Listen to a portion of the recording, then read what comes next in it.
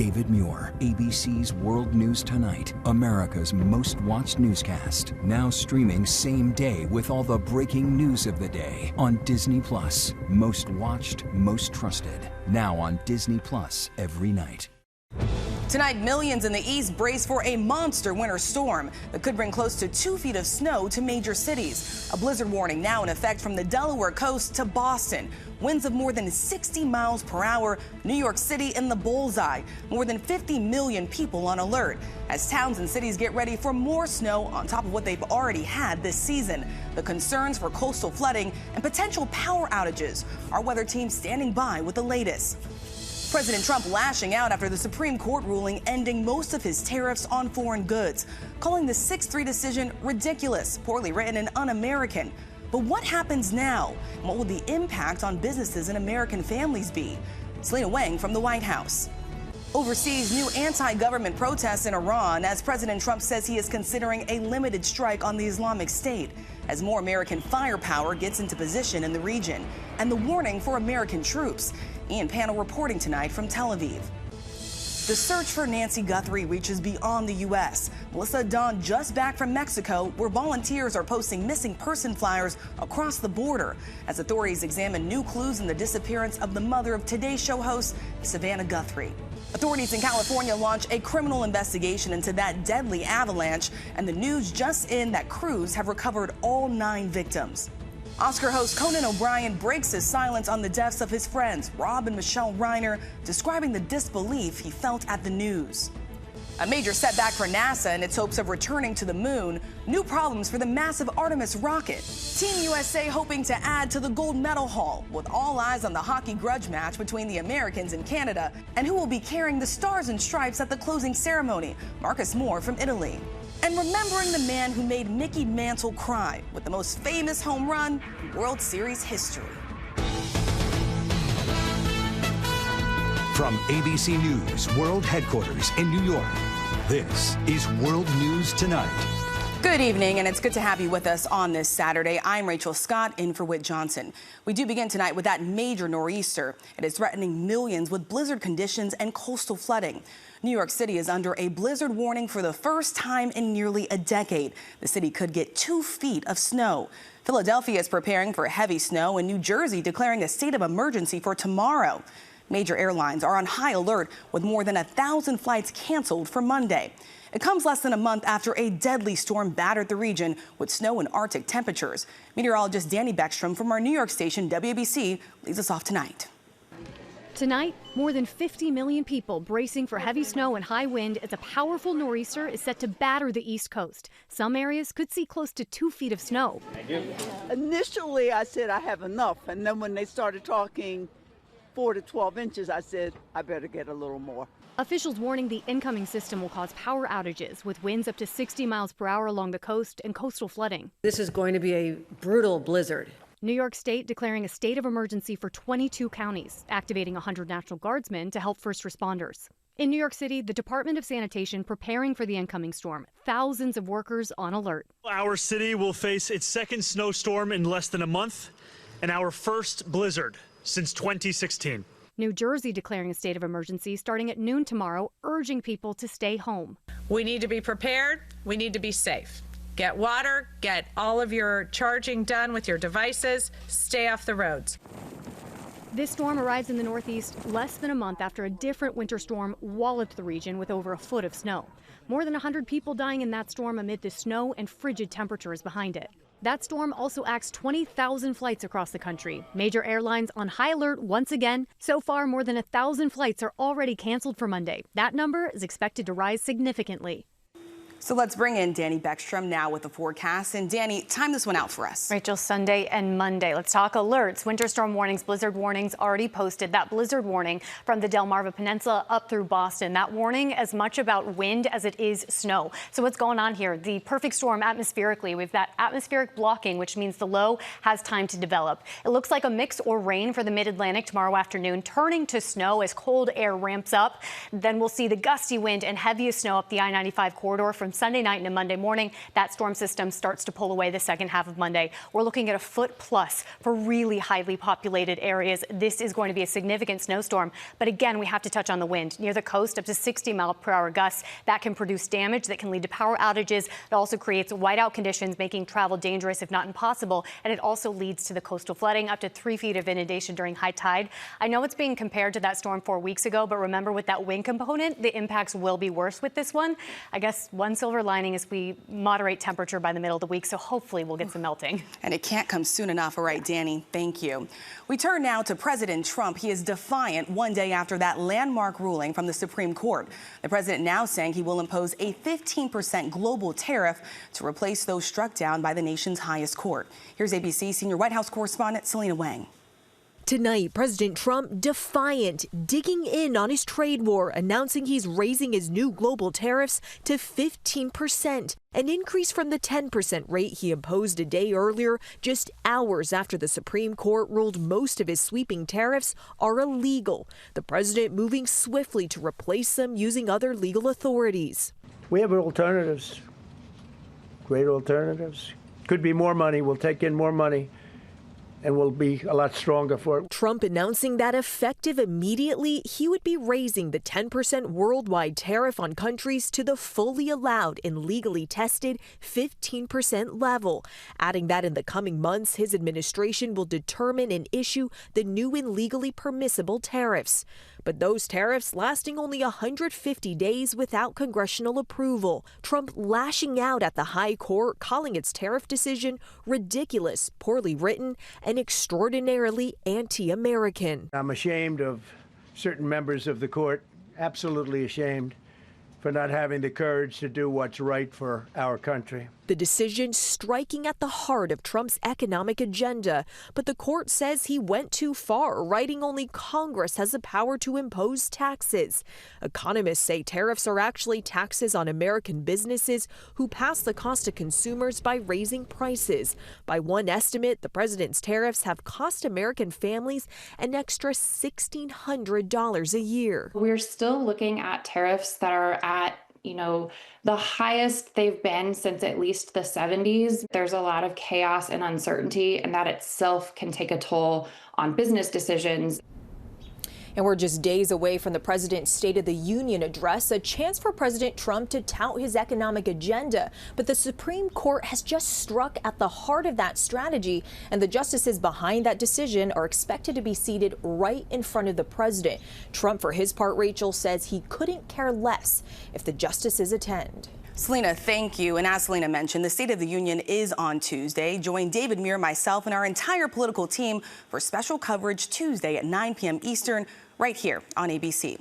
We move on now to other news in the U.S. military building up in the Middle East as President Trump weighs new strikes against Iran. The region on edge, with Iran vowing to retaliate against any military strikes. Here's ABC's chief foreign correspondent, Ian Pannell. With the region on edge, a fresh wave of protests in Iran. Many chanting, "Long live the king." A few hundred protesters seen in the capital Tehran after a bloody crackdown that left thousands dead just weeks ago. The demonstrations come amid mounting U.S. pressure on the regime. President Trump confirming the U.S. is considering a limited strike on Iran to force it to agree to a nuclear deal. But today, Iran's President Pezeshkian defiant, saying we won't bow down in the face of pressure from world powers. They better negotiate a fair deal. They better negotiate. You know, the people of Iran are a lot different than the leaders of Iran. And it's very sad situation. Satellite images show the USS Gerald Ford sailing into the Mediterranean. It'll be joined by more than 100 cargo planes, refueling tankers and fighter jets. The USS Abraham Lincoln strike group already in position. All told, there are around 35,000 US troops now in the region.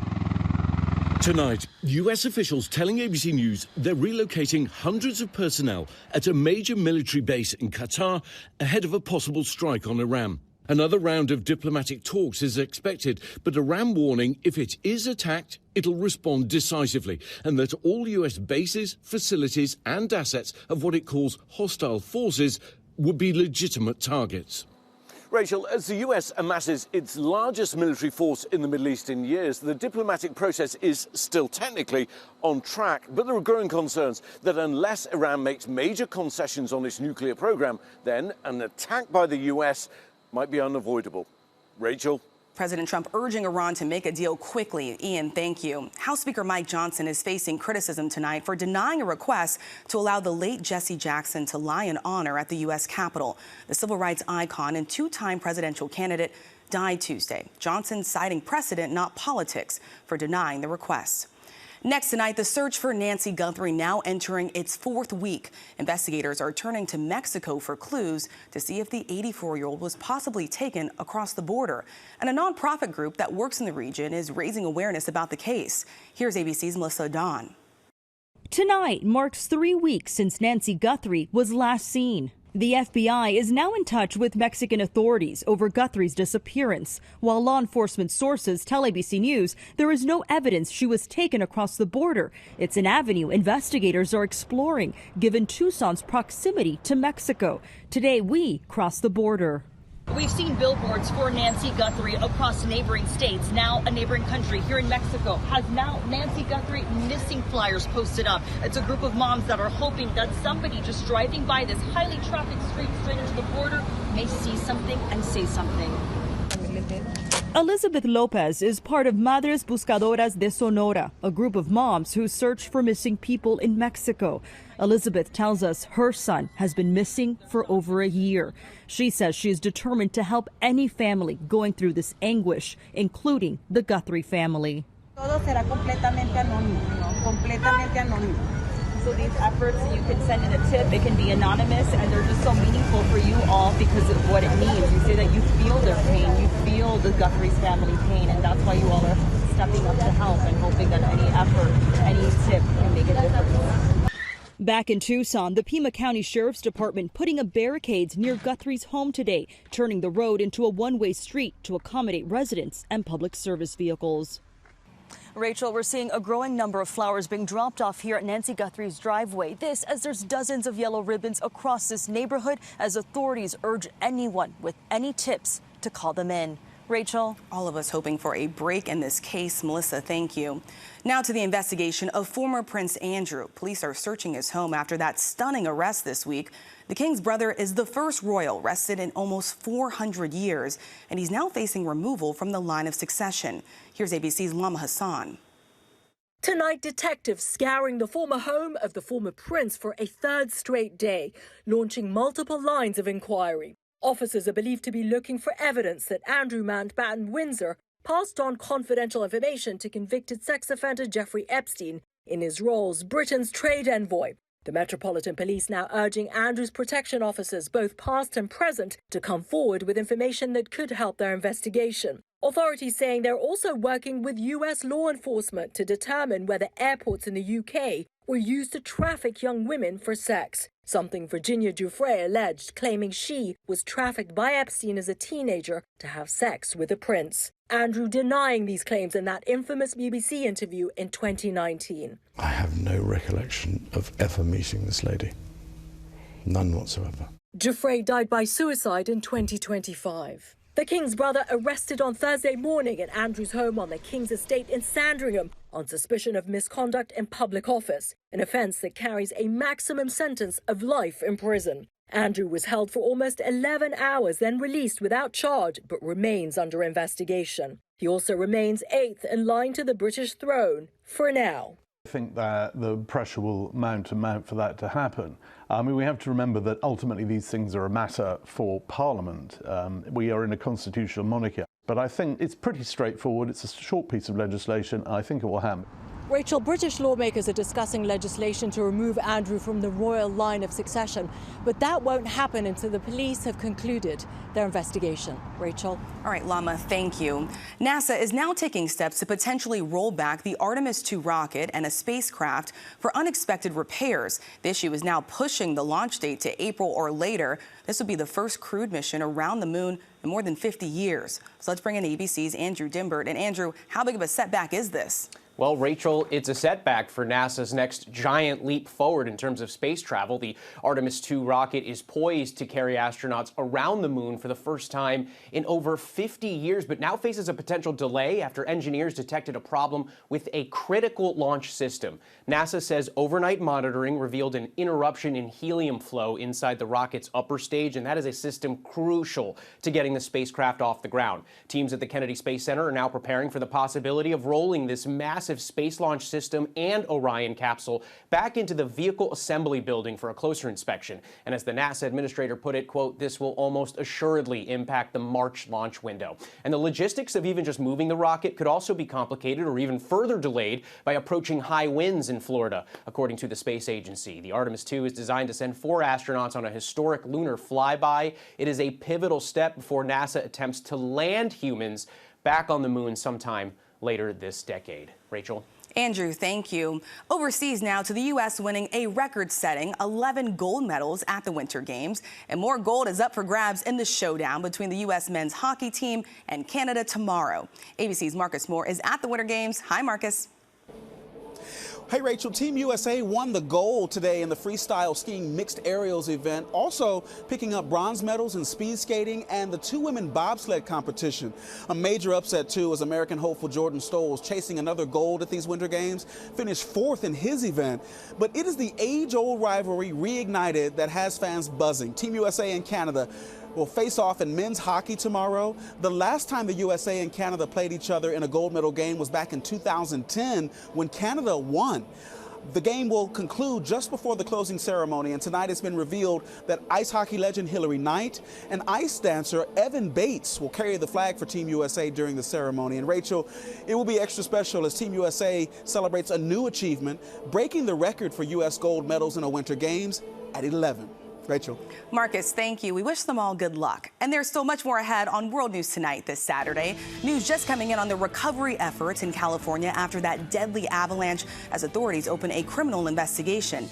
And the chilling rescue, first responders race against time to reach a driver in a submerged car on an icy lake.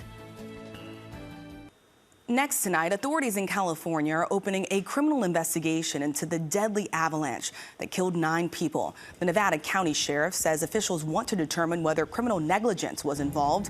And late today, crews recovered 9 bodies from the mountain. Tonight, comedian Conan O'Brien speaking out about the deaths of his friends Rob and Michelle Reiner. The Reiners attended a party at O'Brien's home just hours before they died.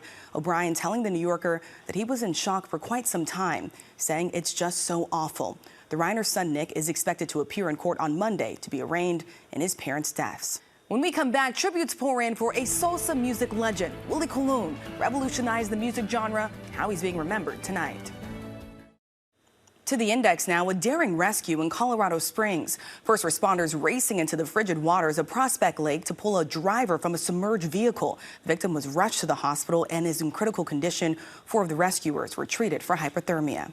A passing to note tonight, legendary salsa musician Willie Colon has died. Born in the Bronx, he received the Lifetime Achievement Award from the Latin Recording Academy back in 2004.